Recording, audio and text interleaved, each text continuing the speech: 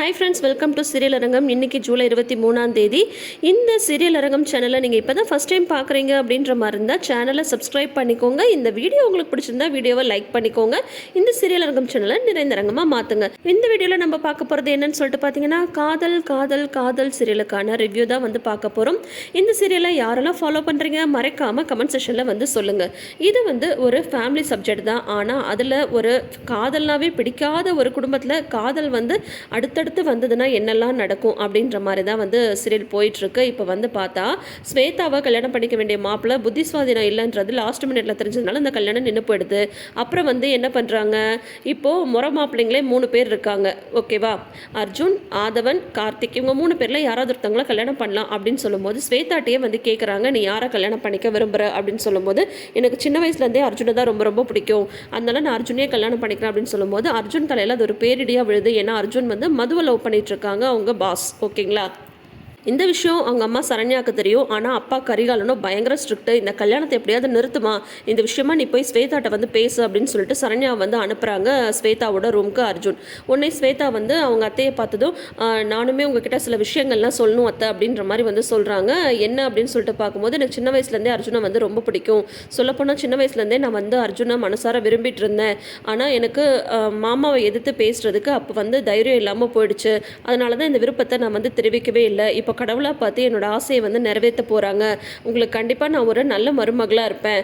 அதனால் நீங்கள் வந்து இந்த கல்யாணம் நடக்கிறதுல உங்களுக்கு விருப்பமானு சொல்லுங்கள். ஏன்னா மாமாவுக்கு இந்த கல்யாணத்தில் ரொம்ப ரொம்ப சந்தோஷன்றது எனக்கு நல்லாவே தெரியும். நீங்கள் சொல்லுங்க, நான் மருமகளாக வரதுல உங்களுக்கு விருப்பம் தானே அப்படின்னு சொல்லிட்டு ஸ்வேதா வந்து பெருமையாக கேட்கும்போது சரண்யா வந்து பதட்டத்தோடு சொல்கிறாங்க, அது வந்து சரண்யா, நான் உங்ககிட்ட ஒரு முக்கியமான விஷயம் வந்து பேசணும்.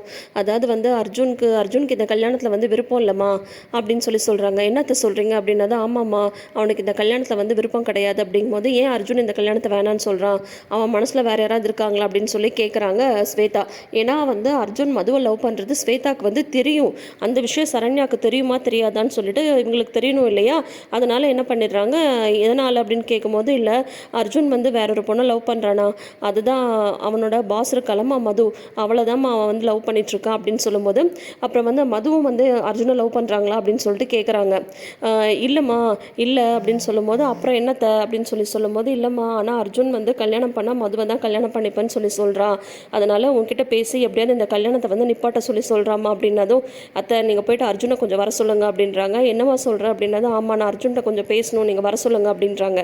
இப்போ சரண்யா வந்து என்ன நினச்சிக்கிறாங்க, சரி அர்ஜுன்கிட்ட ஒரு தடவை இந்த விஷயத்தை வந்து தெளிவுபடுத்திட்டு கல்யாணத்தை நிப்பாட்டுறதுக்கு தான் ஸ்வேதா வந்து சொல்கிறாங்கன்னு சொல்லிட்டு நினச்சிட்டு இருக்காங்க. ஆனால் ஸ்வேதா அதுக்காக வந்து அர்ஜுனை வந்து வர சொல்லலை.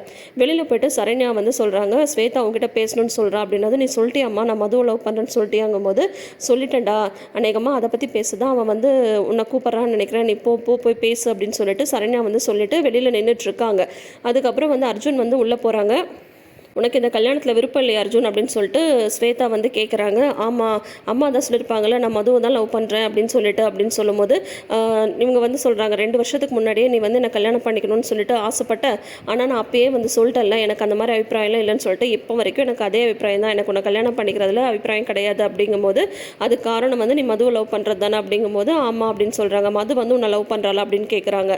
இன்னும் இல்லை அப்படின்னு சொல்லும்போது, அப்புறம் எப்படி நீ வந்து மதுவை கல்யாணம் பண்ணிக்க முடியும்னு சொல்கிற அப்படின்ட்டு ஸ்வேதா வந்து சொல்கிறாங்க. அதெல்லாம் நான் மதுட்ட பேசி கன்வின்ஸ் பண்ணிவிடுவேன் அப்படிங்கும்போது, ஏன் அர்ஜுன் 2 வருஷமாக தான் மதுவை வந்து உனக்கு வந்து தெரியும், அவள் இன்னும் உன்னை லவ் பண்ணுறன்னு கூட சொல்லவே இல்லை. சொல்லப்போனால் அவளுக்கு வந்து வேற இடத்தோட கல்யாணம் நிச்சயமாகி மணவரை வரைக்கும் அந்த கல்யாணம் வந்து போயிட்டு நின்றுச்சு. ஏதோ ஒரு ப்ராப்ளம்னால அந்த இஷ்யூலாம் சரியானதுக்கப்புறம் மது வந்து அவனை தான் கல்யாணம் பண்ணிக்க போகிறான். அப்படி இருந்தும் நீ எந்த நம்பிக்கையில் வந்து மதுவை தான் கல்யாணம் பண்ணிப்பேன்னு சொல்கிற அப்படிங்கும்போது, இல்லை எனக்கு தெரியும் நான் மது மனசை மாற்றிடுவேன் அப்படின்னு சொல்கிறாங்க. அதே மாதிரி தான் நானும் மனசை வந்து மாற்றிடுவேன்.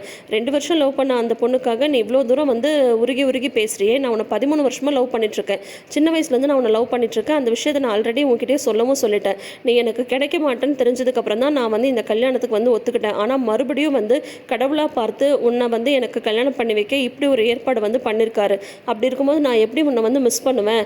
அப்போது உன்னோட காதல் மட்டும் பெருசாக, இப்போ என்னோட காதல் வந்து பெருசு இல்லையா?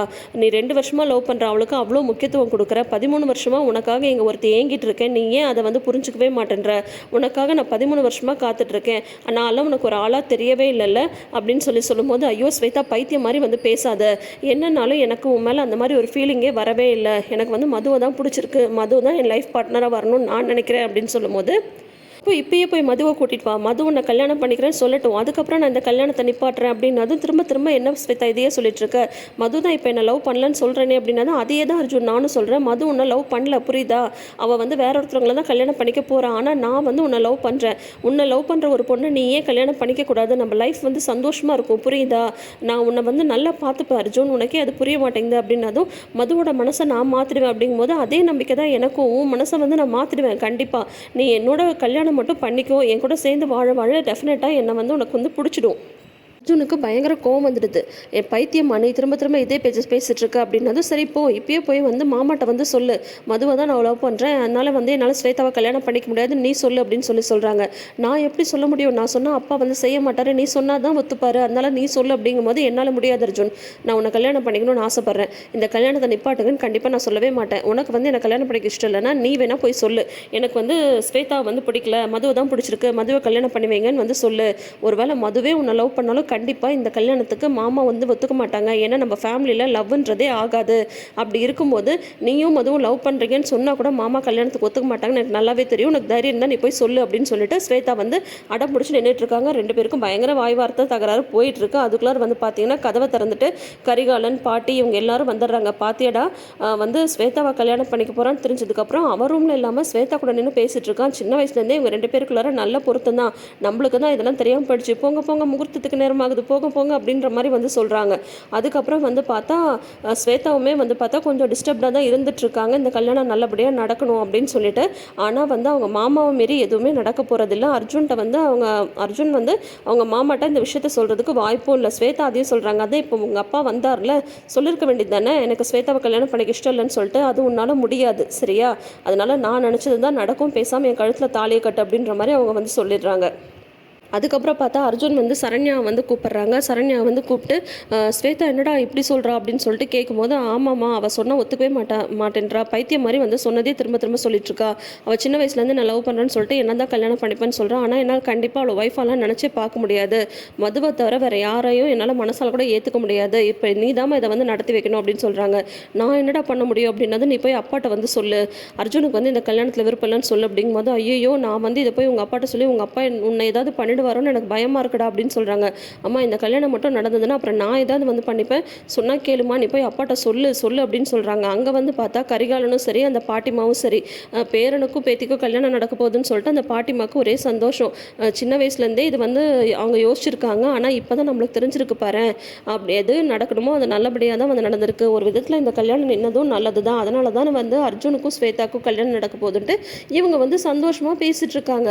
அப்போ ஒரு பதட்டத்தோடையே சரண்யா வந்து பக்கத்தில் வந்து வராங்க. பதட்டப்பட்டு நடிக்கிறதுக்கு நம்மளுடைய பாகியலட்சுமிக்கு சொல்லியா தரணும். மெல்ல மெல்ல அவங்க பக்கத்தில் வந்து நிற்கிறாங்க. அதோட வந்து பார்த்திங்கன்னா நாளைன்னு காட்டும்போது அர்ஜுனுக்கு இந்த கல்யாணத்தில் இஷ்டம் இல்லையாங்க அப்படின்னு சொல்லிட்டு பயந்துட்டே சொல்கிறாங்க. அர்ஜுன் உனக்கு இந்த கல்யாணத்தில் இஷ்டம் இல்லையா அப்படின்னா, ஆமாப்பா எனக்கு இந்த கல்யாணத்தில் இஷ்டம் இல்லை அப்படின்றாங்க. விட்டார் பாருங்க ஒரு அரை கரிகாலன். ஆனால் இப்போ என்ன நடக்க போகுதுன்னு தெரியல. அர்ஜுனுக்கும் ஸ்வேதாக்கும் கல்யாணம் நடக்க போகுதா, இல்லை வந்து ஆதவனுக்கும் ஸ்வேதாக்கும் கல்யாணம் நடக்க போகுதா, என்ன நடக்க போகுது வெயிட் பண்ணி பார்ப்போம். நீங்கள் என்ன நினைக்கிறீங்கன்றதை மறக்காமல் கமெண்ட் செக்ஷனில் சொல்லுங்கள். இப்போ தான் இந்த சீரியல் வந்து லைட்டாக சூடு பிடிக்க ஆரம்பிச்சிருக்கு நான் நினைக்கிறேன். உங்களுக்கு இந்த சீரியல் பிடிச்சிருக்கா அதையும் மறக்காமல் கமெண்ட் செக்ஷன் சொல்லுங்கள். இந்த வீடியோ பிடிச்சிருந்தா வீடியோக்கு ஒரு லைக் கொடுங்க. நம்ம சேனலை புதுசாக பார்க்குறீங்கன்னா சேனலை சப்ஸ்கிரைப் பண்ணிக்கோங்க. இந்த சீரியல் அரங்கம் சேனலை நிறைந்த அரங்கமாக மாற்றுங்க. தேங்க்யூ.